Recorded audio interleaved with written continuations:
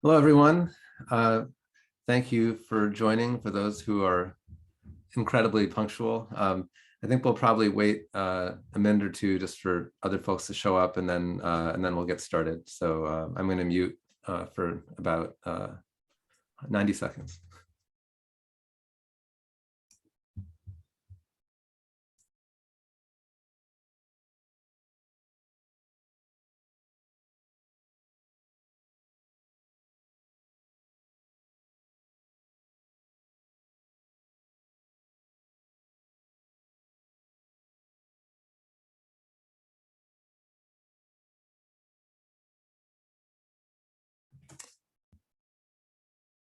I think we'll get started. I'm really pleased to be here with Skip Bacon, and we're going to be talking about observability today, and really focusing on 5 questions that we get a lot when we're just out there talking to customers and people who are trying to make this stuff work in reality. And hopefully it'll be useful. I'll give a quick background on myself, and I'll ask Skip to do the same, and then we can just hop into it. So my name is Ben Sigelman. I'm one of the co-founders at Lightstep and the general manager here. I also helped to create the OpenTelemetry project, as well as Google's tracing and metric systems. Lightstep recently became part of ServiceNow, which is awesome. I'm happy to talk about that if someone asks a question about it, but I won't do so proactively. And Skip and I have been working together, which is really fun. Skip, do you want to give a little bit of background on yourself? Yeah, absolutely. And thanks for having me on, Ben. Skip Bacon. I joined ServiceNow just about the time that Lightstep joined ServiceNow. So relatively new to the company, but not to this industry. I've been doing app platforms, app deployment systems for the better part of 30 some odd years now in all their guises, mostly on the product and CTO side of the house. Although my role here at ServiceNow is in the solutions marketing side of the house. Most recently spent the better part of 3.5 years at Splunk, running PM for big parts of the platform and working closely with a number of our biggest and most strategic customers, including on topics like how they were progressing from very log and event-centric use cases into much more trace and metric-driven use cases in the observability world. Cool, and that's why I wanted you to join me for this. It's fun to talk with Skip because he's a really smart guy and has seen a lot of sides of this problem over the years. But I think, especially with the time at Splunk, there's a lot of exposure to like at scale, somewhat mixed sort of brownfield enterprise technology stacks, which are, most of the market, and how they're migrating towards something that's more kind of cutting edge, which is, I think, where Lightstep got started. And then we're kind of meeting in the middle with ServiceNow, which is pretty fun. So I think I'll just get started. The number one question that I hear people whispering in corners is, monitoring observability, aren't they the same thing? Like, is this just like a fresh coat of paint? So, I mean, I've got my own take on that, but Skip, I'm curious to hear what you think about that. Yeah, absolutely. Yeah, there's a lot of observability washing going on out there, if you will. And we've seen this pattern a bunch. Something becomes hot, becomes interesting. Everybody wants to claim that they're doing that. I always, I've learned over the full course of time here to start with the outcome that you're trying to solve for, right? The outcome we've been trying to solve for forever with applications is make sure they're working well, make sure they're working properly, right? Make sure you're always delivering a good customer experience, even while you're making changes to them. And what we've done along the way is tried all these different slices of monitoring, different parts of increasingly complex app stacks to solve for that goal, right? You had database monitoring tools to look at the back end and get a bunch of metrics. You had infra monitoring to get a bunch of resource utilizations off the servers. Then you had NPM for the network. And then we went to APM to try to get closer to what is the end user experiencing. But you never had enough data to solve for that outcome. You're always trying to glue all these different slices together. And at best, I always felt like we were sort of peering around the edges of this big, increasingly complex machine. and never got to the point where you could really tell exactly what the machine was doing and the full state of it from the sum total of all this monitoring data alone. And for a long time in some of my prior jobs, things like network sniffers were my favorite tools, because that was the missing data from the things that the apps and everything else was spitting off. But we never really cracked the nut on full ability to understand the state of the system from the sum total of monitoring data. And I saw what folks like you were doing in observability, and getting down to that missing glimpse and getting the totality built that we would need to really understand and then deliver that outcome. Super, super exciting, right? Most natural evolution in the world on the one hand, and on the other, really hard to do and get to. Yeah, I agree with all of that. The thing that's been, I think, troublesome, I mean, your observability washing comment is well taken. I mean, there's now like observability for X is it's kind of a trope already, and it's only been happening for about a year. But beyond that, I think monitoring does have a really important role to play and will remain an important aspect of observability. And that's the thing that's been kind of problematic. I mean, I think of monitoring, if you're talking about outcomes, I guess, it's about trying to find a way to connect the health of some part of the system that you're responsible for to the health of the business. Ultimately, that's what it's about. Like, the reason that people get woken up in the middle of the night by monitoring is that something that could put the business at risk in some capacity is not healthy. And that's a really important aspect of just maintaining a system, right? So there's nothing wrong with that, and that's not going away. And observability is a superset of that. I think the issue is that once you've made the determination that health is somehow in jeopardy, there's a question of what you do about that. And I think the problem that we have in general is that the tools you use for monitoring typically are using either event data in the form of logs or statistical data in the form of metrics. And you can kind of sort of take that data and slice and dice it and start to uncover some clues about what might be going wrong. So you basically try to do observability with monitoring tools. And that ends up being very expensive or very ineffective or both. And that's the problem, I think. And that's why there's the need for a new category. And I think, Skip, you hit the nail on the head that there's so many different facets of data and telemetry coming out of these systems that a thorough analysis, the hard part is that has to join across the facets at the data layer all the way up into the user experience. And it turns out that's a really difficult problem to solve in a number of different ways. But that's how monitoring and observability intersect in my mind. Monitoring for assessing health, observability is for doing something about that assessment. Yep. And back to your point about brownfield, that applies, to the app stacks for sure, right? This is a heterogeneous world.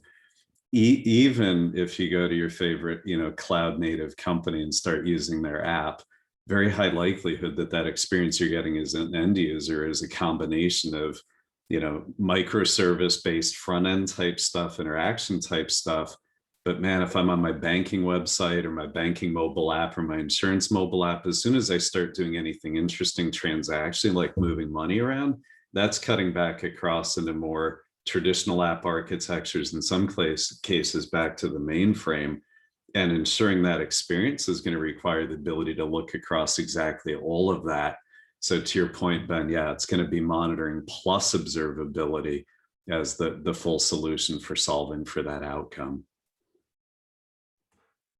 Well, I said it in the Zoom chat, but for folks who aren't looking at that, please feel free to add questions to the Q&A. We had one already that was, how do we even differentiate monitoring and observability, which I think hopefully we've touched on at this point, but Shakti, if not, feel free to ask a new question. Let's see, so let's move on. I'm curious to jump to, you're talking about outcomes a lot, which is, I think, the right way to think about really anything. In terms of outcomes for observability, I think generally speaking, we've been talking about it in terms of an organization that's actually doing software development. So typically in any like large enterprise organization, you have a bunch of IT infrastructure that supports the kind of back office of the business and how people do their jobs, which is definitely important. And then sometimes you also have some technology initiative to face customers, like if it's a bank or something, you'll have a mobile app for the bank. That's the customer facing thing. And observability is a term that's used on both sides of that divide. Like you have sort of observability for IT operations and observability for application developers.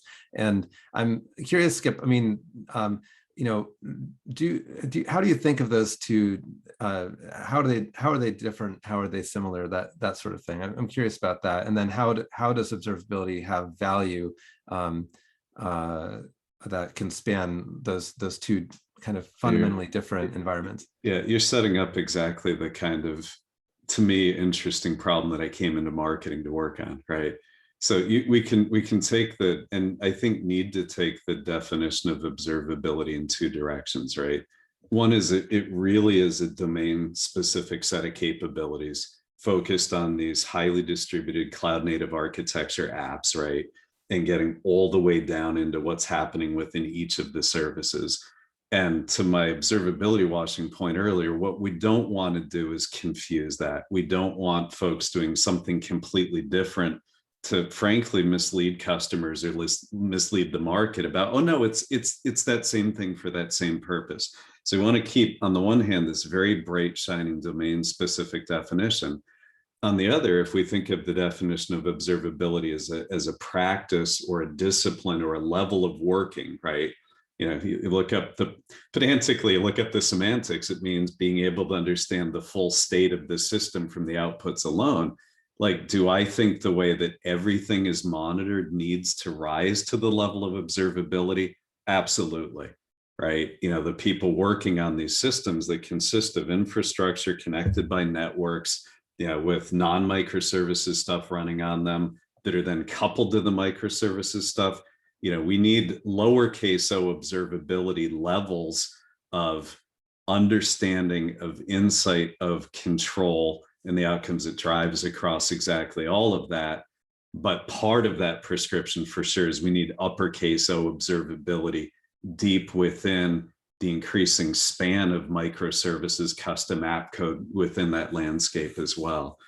And I think that, the hand pictures I'm painting for you here, I think really set up our thinking about the benefits both of observability to the rest of the world and ServiceNow as an expanding company across all of that, right?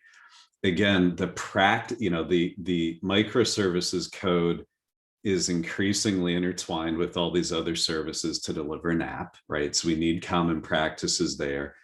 The practices around DevOps, CI/CD pipelines, automation, shift left, agile product teams that are being used to deliver that microservices code, man, those are hugely relevant and applicable across all the rest of how these organizations deliver all the other parts of the tech stack as well.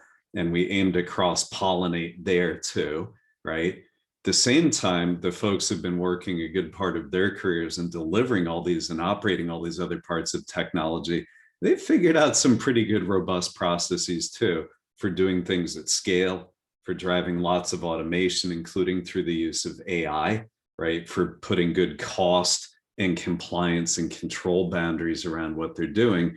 And we want to cross-pollinate those best practices over into what's happening in the custom app part of things as well. So, I think the co-joint value of observability is going to be driving common capabilities, right? Raising the bar for how we do everything across these very heterogeneous environments. And literally the great news I got my first day at ServiceNow was, hey, we're getting into the observability game. And boy, did I pick the right company to go work for. Cool. Yeah.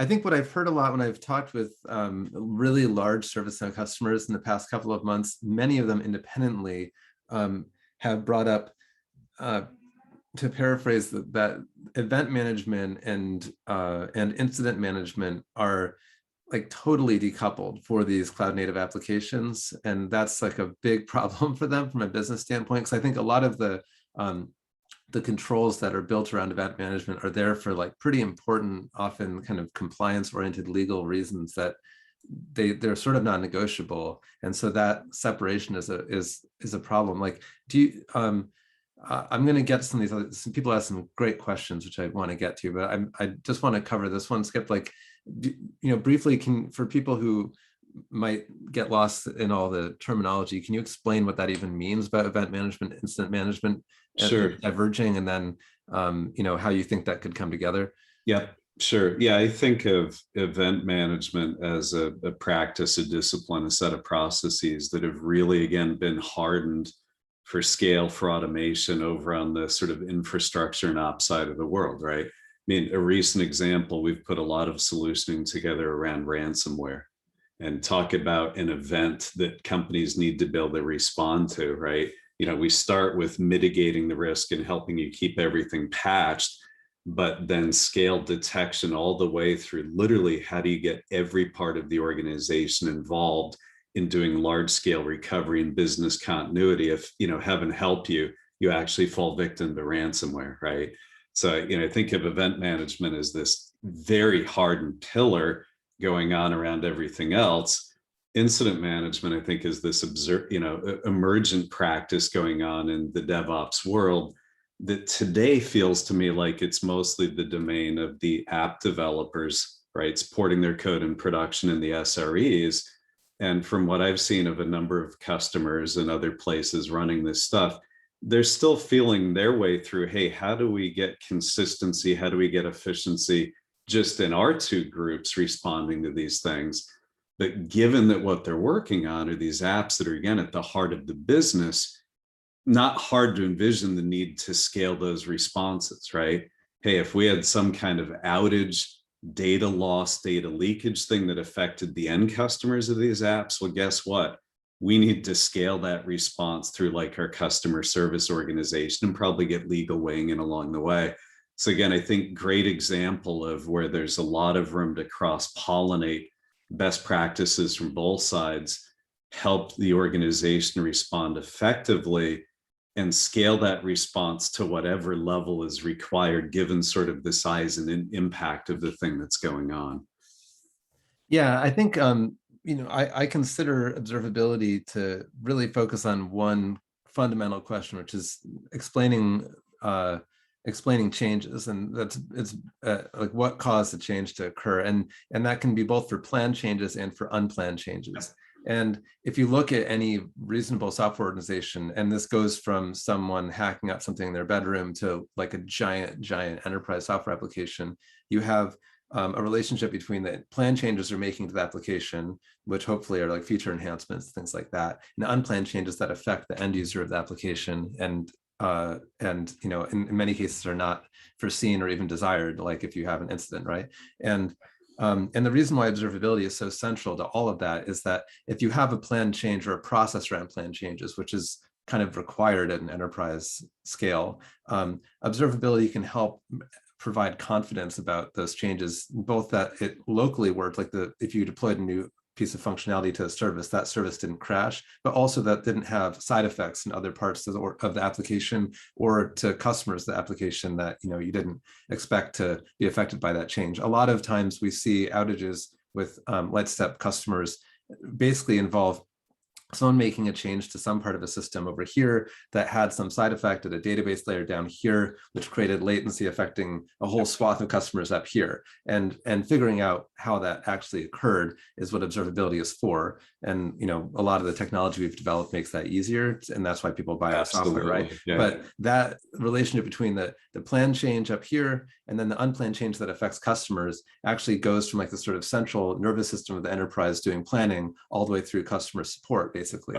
And that's, I think, where the incident management sort of right in the middle of all that, and then the event management is on either side of it. And the reason why we did the ServiceNow thing at Lightstep was basically that we felt like observability needs to become plugged in. It needs to plug into the central nervous system of the enterprise and the back office, which is where ServiceNow is so strong. And that's what's exciting about this in terms of long-term value. Absolutely. I talk a lot metaphorically about the butterfly flapping its wings over here, creates tsunami over here, and being able to tie that together, diagnose it is so critical.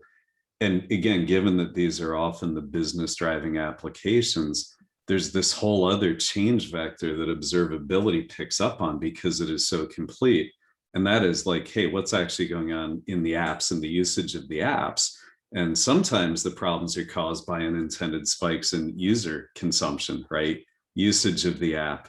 Hey, we pushed a different set of business terms or offers or something else out into the app, and we see a big change in user behavior. Observability is going to pick up on all of that. And to your point, then be able to scale the right responses out through the right vectors in the organization. Over time, I confidently predict what we're going to see is very strong ties into the customer service and the line of business organizations that own these apps as well. And boy, are they going to benefit from that observability, right? Yeah. Look right at that intersection between our software powered product and or service and how our customers are consuming and using that. Yeah. So I'm going to go to the Q&A, as there's a couple of good ones here. And I think this one is probably for me. How do you integrate observability in Lightstep with ServiceNow? And can SLAs defined in ServiceNow translate to SLOs in Lightstep? And finally, is OpenTelemetry compatible with Lightstep? So I'll take them kind of in reverse order. OpenTelemetry is absolutely something that's compatible with Lightstep. I'm actually one of the co-creators of OpenTelemetry and have a governance committee meeting in 40 minutes for them. So I'm super, super involved in that project, and we have we're one of the largest contributors to it. So naturally, it's something that we support. I would, for people who aren't familiar with OpenTelemetry, that's one of the questions we get a lot. We've been having good discussions, so I don't think we'll get to all of our own prefab questions, but the reason OpenTelemetry is important is that for years, I mean, decades really, actually, people who want to get visibility into their application, you know, pick your current buzzword du jour, whether it's observability or APM, have had to basically buy a vendor to get an agent, which is unfortunate because that locks you into that vendor. OpenTelemetry is a 100% open source, like Apache licensed project that has over 3,000 contributors and full buy-in from all the cloud providers and so on and so forth to basically make the acquisition of the raw data that powers observability, which is the telemetry coming out of the application, to make that acquisition a vendor neutral, high performance thing that you can just have, you can just expect it to always be on.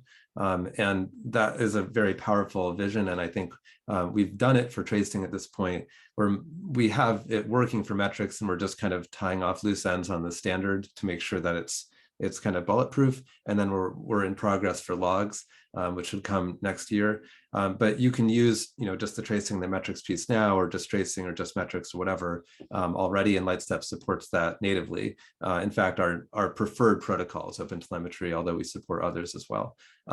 So yeah, totally compatible. For SLOs, we do support SLOs in Lightstep today, and we have some pretty exciting stuff coming up later this year around SLOs. And yeah, the vision is that an SLO or an SLA is the perfect way to create accountability for a team of people about some set of transactions going through an application. And that's exactly the sort of integration point that we want to just kind of lean into with ServiceNow. And you can already integrate Lightstep into ITOM today with just, you know, an obvious connector that's built there. And over the coming years, you can expect that to get pretty profound kind of platform to platform integration, but it's an incremental thing. And we've only been at ServiceNow for a few months, but yeah, it already works today, and I think delivers a lot of value, and that's just going to get more and more compelling over the years. I don't have much more to add. Hopefully that answers your question, Kai. Now this is one for, I think, Skip, as an ex-Splunk employee. What's one way we could improve logs that would have a dramatic impact on how ServiceNow would define and actionably improve observability insights? So what's your take on how to make logs better? Oh man, we're doing a lot of work on logs on the ITOM side of the house with our health log analytics, right? You know, I think the world's logging problem started a couple levels. The first is OTel, right? And making access to logs as open standards, as ubiquitous, as non-vendor proprietary as possible, right? I think there's a whole second class of problems around. There's just so darn much log out there, right? Huge volume, huge data privacy concerns, et cetera. You need better tools for parsing through, knocking down, getting them to usable states. We're not working on those problems ourselves, but we are working on that next hop with the AI is, how the heck do I get usable, actionable signals out of the massive amount of noise that's going on in those logs? So that's where our HLA investments factor in. And then absolutely, OTel is going to help us with this. profound platform to platform integration. Ben, I'm going to steal your phrase there for sure, right, is going to help with this too. What you ultimately need is logs, metrics, traces all put together, right, as all the signals that build, deliver observability for these complex heterogeneous app stacks. And we're going to help with the assembly, with the value extraction, with the context. The good question that was asked, the Q&A, how do we know how to start troubleshooting? Hey, we'll get the aggregate picture and the analytics across all of that can immediately fork an incident off to the right vectors. Is it a change that was driven into configure into the infrastructure? Is it a change in the app code level? Again, is it user behavioral stuff? But that's going to require tying together logs, metrics, traces even more seamlessly than they currently are. Yeah, that makes a lot of sense. And I think I've written some stuff online that's sort of arguably trolling, but I'll advertise it anyway, around the kind of gradual migration of most logging into some form of tracing, or maybe put another way, that's a log will always be more useful if you can attach it to the context of the transaction that it's referring to. So like if you can figure out like what is the user transaction that this log it relates to, that's basically enabling a join in your observability tool, where you can join all the logs across that transaction and then do the sorts of filtering and group by that you would want to do in a logs analytic product, but you can group on things that aren't even present in that log. So it's like, if this log comes from some iOS user way up here, you can filter and group that log way down the bottom of your stack based on attributes of the customer. And that's only possible if you can connect it to the trace. And so I really see things heading in that direction. It's going to take time. And that was one of the questions that that's a segue into another question. One of the challenges that customers keep posing is, where do my developers start troubleshooting, and how do they know where the problem occurred, especially in the distributed environment? If you want to understand how to root cause issues in a distributed environment, I have no better answer than like somehow getting distributed tracing deployed at your organization. That's going to be an incremental process. And for what it's worth, Lightstep has gotten that working for a bunch of organizations that have had to deploy at a very large scale. Certainly some like name brand tech companies like Spotify and Twilio and GitHub and places like that. And also a bunch of enterprises doing it in a much more complex, heterogeneous environment. And it can be done, but it's something that takes effort and planning. So we can talk about how to do that mechanically, but distributed tracing, it's not a solution, it's just a data type, but having that raw data is a requirement to efficiently answer those sorts of cause and effect questions across team boundaries, especially if you have microservices and a lot of load. So that's something that I would very strongly suggest as a requirement if you want to do it efficiently. And then how to take advantage of that data is a much longer answer that we won't have time for today, but suffice to say, I think it's a lot more than just gathering the data. It's about plugging that into the sorts of workflows that we've been talking about in this session. Someone said, how does one push people to intrinsically link logging with tracing? It's not, I don't want to trivialize it. It's not necessarily a trivial thing to do. The hardest part is getting tracing hooked up. If you have a tracing context in your process, that means you can have your logging library just hook up to it. The hard part is getting tracing deployed. So it kind of boils down to the same question of how do you deploy tracing? And the short answer, if I could say one thing, it's move towards OpenTelemetry, because that builds it in. That's the shortest path.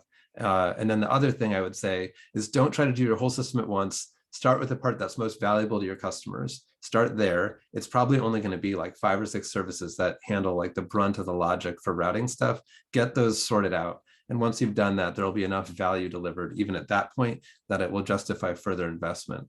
Those are the 2 things I would say. Start with OpenTelemetry and start in the core. Some people's intuition is, oh, this is new, we'll start in the fringe of the system. And you succeed in implementing it, and no one cares, because who cares? It's the fringe of your system. You have to start in the middle of it, in the thick of it. And that's a pretty good, those are the two things I would say. You have any comments on that, Skip? Yeah, I'm metaphorical. I talk a lot about the snowball, right? For those of us from the northeast, the upper Midwest. You're absolutely right. You want to start rolling that snowball right in the middle of what's valuable and what really matters, because it takes effort and change, and you want to be able to deliver benefit. As you prove value there, then it's easier and easier to get more mass and get this thing rolling and getting larger. And hey, if we turn it once more and pick up the logs from the API gateways, as an example, our ability to understand diagnose goes up. Hey, if we roll it one more turn then and pick up some of the NPM metrics or NPM logs, it keeps getting more and more valuable.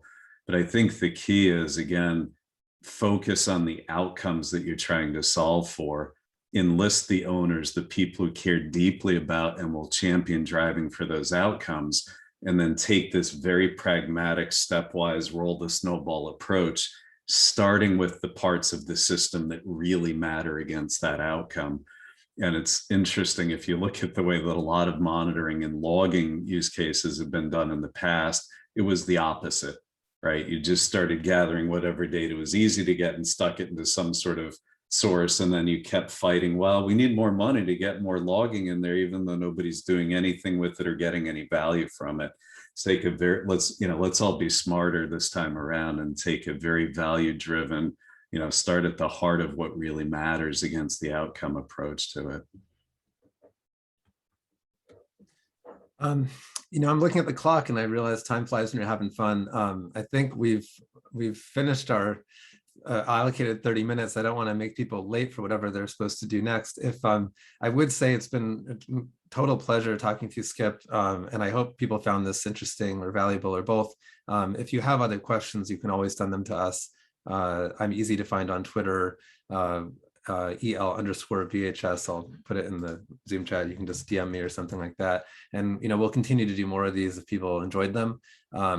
But Skip, thanks so much for your time. Hey, entirely my pleasure. I'm a little harder to find on Twitter because I'm old school, but literally skip.bacon@servicenow.com, and I'd welcome comments, feedback, questions, challenges from anybody out there for sure. Thanks for having me, Ben. I really appreciate it. Thanks, everyone. All right, take care.